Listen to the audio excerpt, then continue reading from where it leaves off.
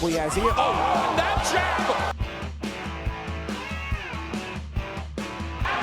And now caught by left hand from Dawson. And Keane. Knockouts in boxing can be extremely painful. However, there are moments when a powerful uppercut or punch shakes the fighter's entire body. And when this happens, their ability to remain standing becomes compromised, often resulting in boxers performing a chicken dance before collapsing onto the canvas. Suddenly, what started as an intense match turned comical in a matter of seconds. So guys, keep a lid on those giggles, because these are the funniest knockouts you never see. Starting with junior middleweight title holder Jermall Charlo and mandatory challenger Julian J. Rock Williams. They frequently made it clear to each other that they didn't get along. This was abundantly evident in the December 2016 fight when Charlo made it clear who was in charge once they stepped into the ring. Things really started to get exciting in the second round. Charlo was already in control of the fight, and then in a moment of intense action, he landed a powerful jab right in the middle, sending Williams tumbling to the canvas. And the way he fell, I mean, just watch. First his right leg went back, then his left, and he ended up lying down with his hips up, like a baby rolling backward on a bed. But it looks like Williams got some guts. He regained himself later in the round. However, Charlo kept landing his long jab, and Williams in his first world title fight struggled to counter it. However, the humor was witnessed again in the fifth round. Charlo completely knocked out Williams with a huge right uppercut that made Williams spin halfway around and fall. Doesn't it seem like he started dancing and finished with a little leg stretch, saying, "I totally rocked it"? But hey, you can teach your finger how to rock by tapping that subscribe button and giving the video a thumbs up. The reason Charlo, the trouble he has here. Oh, and that jab sent Williams. But in April 2013, when Canelo Alvarez faced Austin Trout, it was highly difficult to predict who would win the light middleweight gold.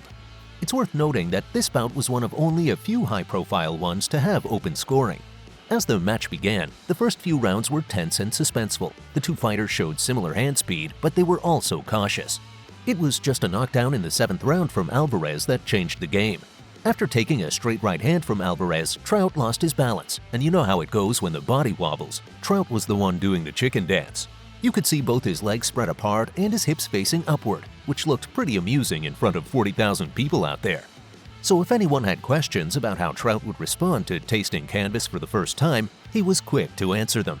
Trout 26-0, 14. There's a big right hand that drops Trout. On October 13, 2017, on his professional debut, Eric Israel upset the odds against William Weber. 27-year-old Israel might have been wild and unorthodox at times, but his power was too much for the 18-year-old prospect at your call. As the third round started, Israel went all in, engaging in a shootout with his opponent. He took whatever punches Weber threw at him before landing a solid left hand on Weber's head, causing the teenager to wobble. As you see, Weber's legs were clearly gone, his body shape all over the place, and Israel ended matters with a sickening right hand from low range that shattered Weber's hope of a second successive win in the pro ranks. But the ring went cray-cray when Neil Dawson won the vacant WBO International Cruiserweight title against the home fighter Chris Keane in the second round at the Walsall Town Hall. After a cagey start, with both men feeling out the other like they were discussing who's gonna chicken dance in the ring. And guess what? They both ended up doing it, one after the other.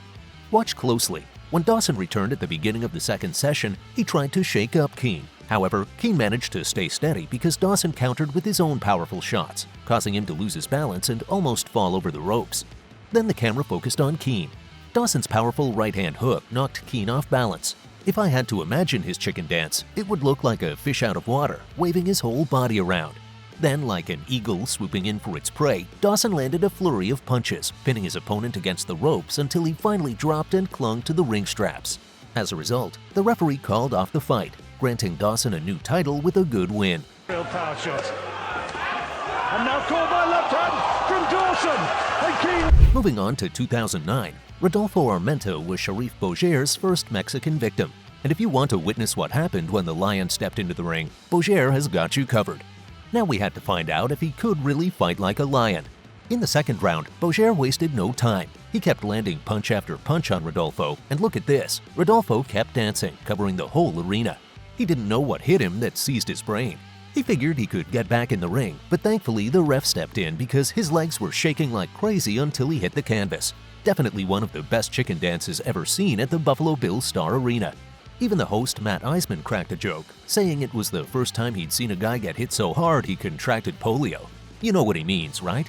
Bulgaria mental didn't seem to be ready, but now he's definitely not ready. Next is back in 1986, when Mike Tyson defeated Trevor Berbick to become the youngest heavyweight champion in boxing history. But what stood out the most was the most dramatic knockout ever.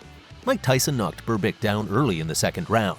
Berbick seemed like he wanted to keep going, but then Tyson landed another brutal left hook to his head, shaking him up really bad and sending him crashing to the canvas.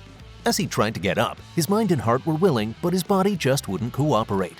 His legs turned to jelly, causing him to tumble onto the ropes and then onto the canvas again. Seeing that funny knockout, the referee had to stop the fight.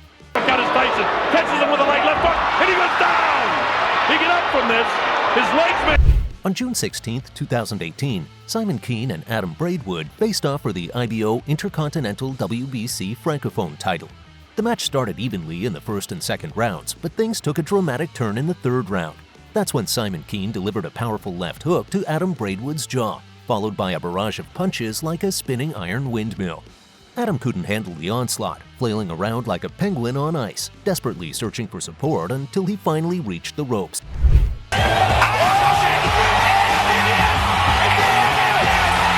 In 2009, the tension in the ring was thicker than peanut butter as David Haye took down the massive 7-foot heavyweight Nikolai Valuev, famously known as the Beast from the East, to snatch the WBA world title.